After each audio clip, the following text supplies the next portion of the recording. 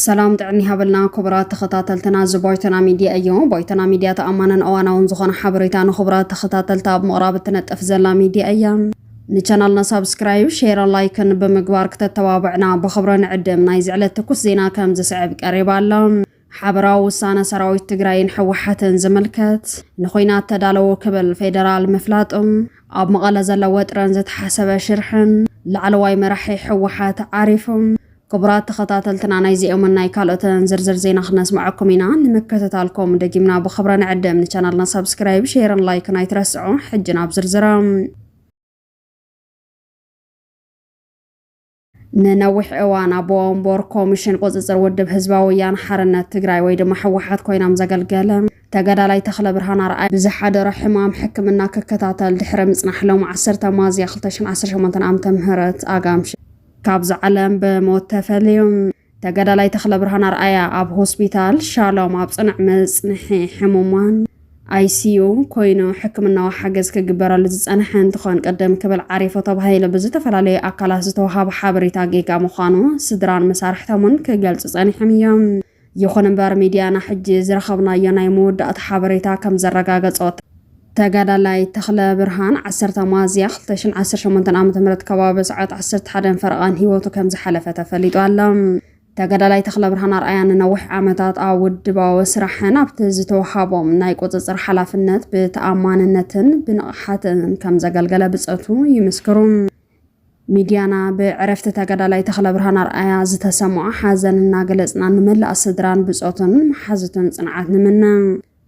ዘይተመለሱ ጠለባት ህዝብና ንኽምለሱ ኣብ ጎኒ ሰራዊትናን ሓይልታት መኸተናን ተሰሊፍና ክንቃለስ ኢና ክብሎ ነበርቲ ፓርቲ ሱዳን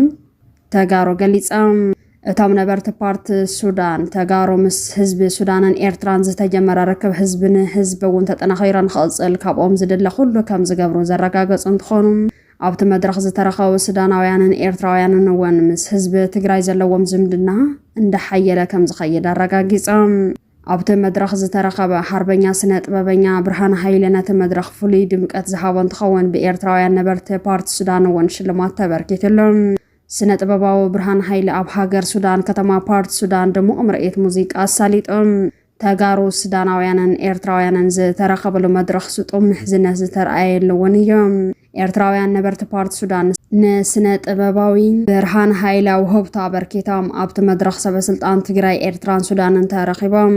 ርከብ ሰለስተ ህዝብታት ኣብ ዘሰጠመሉ እዋን بقصال እውን ዝያዳ ተጠናኺሩ ክቕጽል እዩ ተባሂሎም እዚ ከም ዘይለን ሃለወ ካብ ኣኽሱም ኸይባ ሓድሽ ሓበሬታ ተረኺባ ኣላ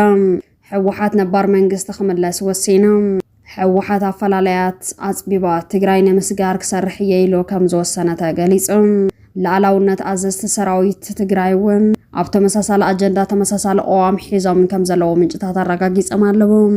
ዋና ነጥብ ናይቲ ኣመራርሓ ትግራይ ንምስጋር ኣፈላላይ ይጽንሕ ኢሉ ኣብ ግዝኣቲ ኣጀንዳታት ናብ ምርድዳእ ከም ዝተበጽሐውን ሓቢሮም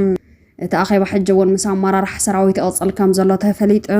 እዚ ከም ዘይለን ሃለወ ኣብ ከተማ መቐለ ናይ ተቃውሞ ሰልፊ ከም ዝተጸውዐ ተሓቢሮም እቲ ሰልፊ ብጀነራል ወዲ ወረደ ዝተጸውዐ እንትኸውን ካብ ኣካላት ጸጥታ እውን ተሓባበርቲ ከም ዘለውዎ እዩ ዝግለጽ ዘሎ ጀነራል ወዲ ወረደ መግለጽ ንምሃብ ሓሲቦ ጋዜጠኛታት እንተጸዋዕ እኳ እቲ መግለጽ ግን ክህብ ከም ዘይከኣለን ብኣካላት ጸጥታ ከም ዝተኸልከለን ተሓቢሮም ጀነራል ወዲ ወረደ ብማእኸላይ ኮሚቴ ሕወሓት ስልጣን ንኽወርድ ከም ዝተወሰኖ ዝፍለጥ እኳ እንተኾነ ንሱ ግን ካብ ብልጽግና ዝተወሃበ ብሕወሓት ክፈርስ የብሎን ብዝብል ህልኽ ስልጣኑ ብሰላማዊ መንገዲ ንምርካብ ፈቃደኛ ከም ዘይኮነ ተፈሊጡ ኣሎ ጀነራል ወዲ ወረደ ልዕሊ 50 ዓመት ንህዝቢ ትግራይ ዘገልገለ እኳ እንተኾነ ሕጂ ዝኽተሎ ዘሎ ኣካይዳ ግን ህዝቢ ትግራይን ታሪኹን ዝጠቅም ስለዘይኮነ ናብ ልቡ ተመሊሱ ሰላማዊ መንገዲ ንኽመርጽ ምሕጽንታታት እናቐረቡ ከም ዝኾኑ ዝረኸብናዮ ሓበሬታ የረድእ ካብ መቐለ ዝተረኸበ ሓበሬታ ከም ዝገለጾ ኣሃዱታት ኣርሚ 22 ታት ኣርሚ 50 ወሰንቲ ስፍራት እታ ከተማ ከም ዝኣተዋን ጽኑዕ ሓለዋን ፍተሻን ይገብራ ከም ዘለዋን ዝተረኸበ ሓበሬታ የረድእ ካብ መቐለ ዝተረኸበ ሓበሬታ ከም ዝሕብሮ ሓይሊ ጸጥታ ከተማ መቐለ እውን ከቢድ ዝኾነ ክትትል ይገብር ከም ዘሎ እዩ ዝግለጽ ዘሎ እዚ ከም ዘይለን ሃለወ ንኹናት ተዳለወ ክብል ብልጽግና ከም ዝገለጸ ተሓቢሮም ካብቶም ሰበስልጣናት ብልጽግና ሓደ ዝኾነ አብርሃም በላይ ኣብ ጦር ሃይሎች ኣብ ዝተገበረ ኣኼባ ከም ዝገለጸው ጉዳይ ትግራይ ብሓይሊ ከም ዝፍትሐን ናይ ሓይሊ ስጉምትን ምውሳድ ድማ ምድላዋት ከም ዝተወደአን ከም ዝገለጸ ዝተረኸበ ሓበሬታ ይረድም። ኣብቲ ንተጋሩን ካብ ካልኦት ብሄራት እውን ሓለፍቲ ሰራዊት ኢትዮጵያ ዝተረኸብሉን ኣኼባ ሙሉእ ብሙሉእ ኣብ ጉዳይ ትግራይ ትኩረት ዝገበረ ከም ዝኾነ ተፈሊጡ ኣላ።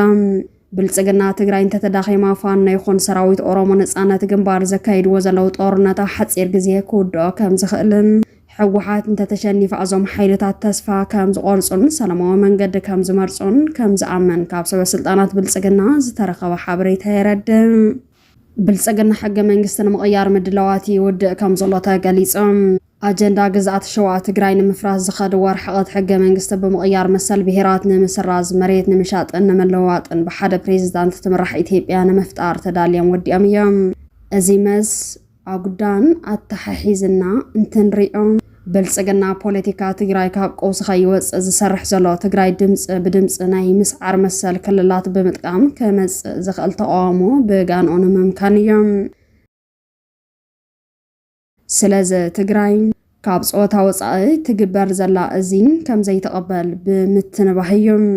እዚ ንምትግባር ድማ ሎሚ ኣብ ትግራይ ብብልጽግና ዝተሸመ መራሒ ስለ ዘሎ ፀገም ሸዋ ተፈቲሑ ኣሎ ማለት እዩ። እዚ መንገዲ ምቕባል ናብ ባርነት ክንምለስ በዓልትና ኢድና ክንህብ ዝተደላና ኮይና ኣለና ማለት እዩ። ብጸላእቲ ዝካየድ ዘሎ ቃልሲ ትግራይ ወካለ ዘይብላ ንምቕራእ እዮም። ቀንዲ መራሕቲ ሕወሓት ክሰዓሩ ኣለዎም ኢሉ ዝሰርሕ ሓይሊ እውን ኣብ ትግራይ ክጫጭሕ ከም ዝኽእል ካብ በዓል ጌታቸው ረዳ ተማሂርና ኢና። ግምት እውን ኣጋር ብልጽግና ኮይኑ ሕወሓት ኣብ ምድኻም እጃሙ ክፃወት ዕዮ ገዛ ተዋሂብዎ ኣሎ። ፀገም ትግራይ መሪሕነት ዝመዘዙ ውልቀ ሰባት ተኣመንቲ ኮይኖም ዘይምርካቦም ዕዮ ጌታቸው ንትግራይ ዝጠለመ ቅድሚ ፕሬዚዳንት ምዃኑ እዩ። ብህዝባዊ ቃልሲ ምስ ተባረረ ጀነራል ታደሰ ወረደ ተሰይሙ ጀነራል ታደሰ ብታርኡ ውዕሊ ሰላም ፕሪቶሪያ ኣረኪቡ ተመሊሱ እቲ ሕቶ ንምንታይ ከምኡ ይኸውን ዝብል ኮይኑ ካሊእ ጽባሕ ዝምረጽ ከም ቀዳሞት ከይኸውን ጥንቃቐ የድሊ እዮም። ተበን ዝሰንበድና ሰባት ስለ ዝኾና ብልሕፂ መመሊስና ክንስንብድ ቆዋሕ ኮይና መረባና ክንሕሎ ግድን ይገብሮ ክትብል ትግራይ ኣላቲክ ገሊጻ። እምበኣርከስ ክቡራት ተኸታተልትና ዜናታት እዚ ዕለት እዚኦም ይመስሉ ነይሮም። ኣብ ጉዳይ ትግራይ ኤርትራን ኢትዮጵያን ከምኡውን ህልወይ ምዕባለታት ቀርኒ ኣፍሪካ ብዝምልከት ትኩስ ምዕባለታት ንኸበፅሐኩም ሓድሽ ዝኾንኩም ሳብስክራይብ ምግባር ኣይትረስዑ፣ ሼር ላይክ ብምግባር እውን ከተተባብዕና ብኸብረ ንዕድም። ሓድሽ ዜና እንተለቀቕ ኖቲፊኬሽን ንኸበፅሐኩም እውን እታ ናይ ደወል ምልክት ክሊክ ምግባር ኣይትረስዑ። ሰላም